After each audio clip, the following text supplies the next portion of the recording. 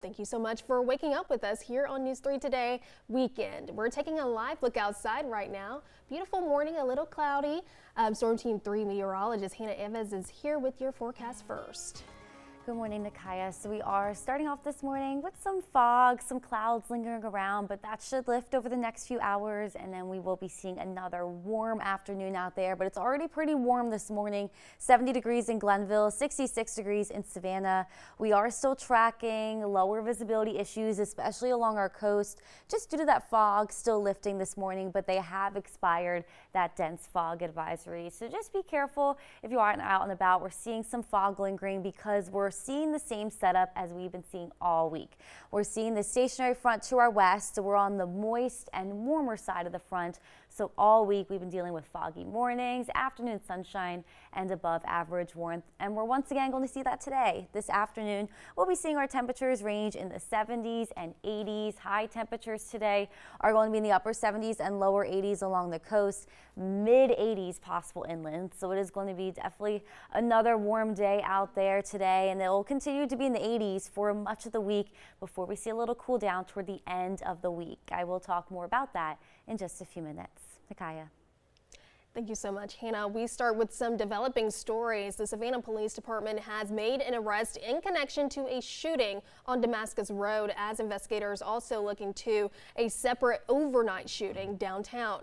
Officers arrested 44-year-old Brian Williams following a shooting Thursday morning in the 6000 block of Damascus Road. It happened around 6:20 a.m. when one man was found inside a home with a serious gunshot wound. Williams now faces charges including aggravated assault, possession of a firearm during the commission of a felony, cruelty to children, and false imprisonment.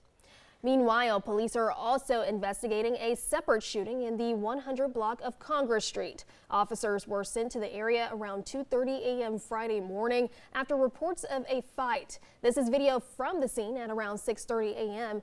As officers arrived, they heard gunshots and found damage to nearby buildings and an unoccupied car. A short time later, a man showed up at the hospital with a gunshot wound to his arm. Police say his injury is not life-threatening. Both of these incidents are still under investigation, and anyone with any information is asked to call Crime Stoppers at 912-234-2020.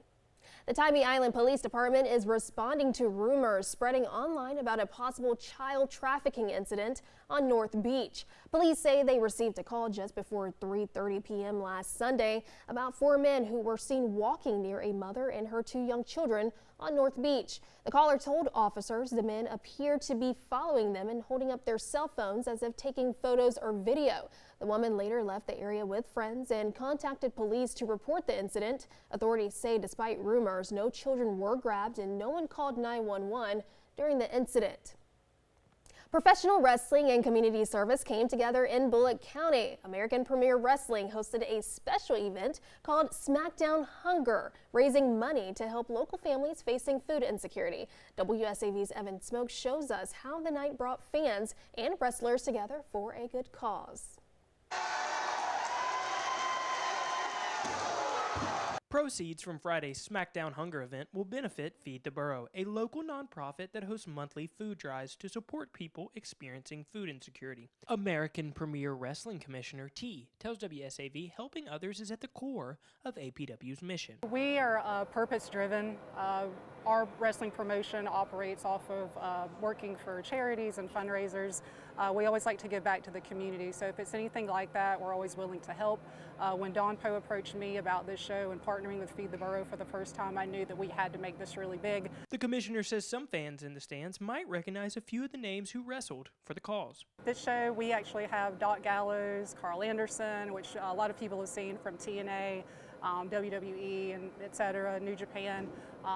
They're also having some other guests as well. One of the wrestlers was Cameron Cash. Cash got her start wrestling in the Statesboro area and was defending her women's champion title for the second time Friday. Most people, they see a show and, some people might not even really know what pro wrestling's about, but like you said, it's an honor to be able to not only represent APW tonight in the women's division, but to do it for a good cause and to know that we're benefiting the community in the process.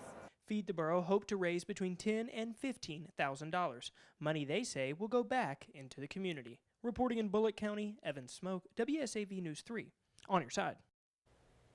And the countdown to St. Patrick's Day is officially underway in Savannah. Crowds gathered at the iconic Forsyth Park fountain Friday afternoon for the annual greening, a tradition that signals the start of the city's celebrations. Locals and visitors packed the park to watch the water turn green, marking one of the first major events leading up to Savannah's St. Patrick's Day festivities. This year's event also carried extra meaning. It was the first greening since the fountain reopened following a restoration project. For many in the crowd, the moment makes one thing clear. St. Patrick's Day celebrations start right here in Savannah.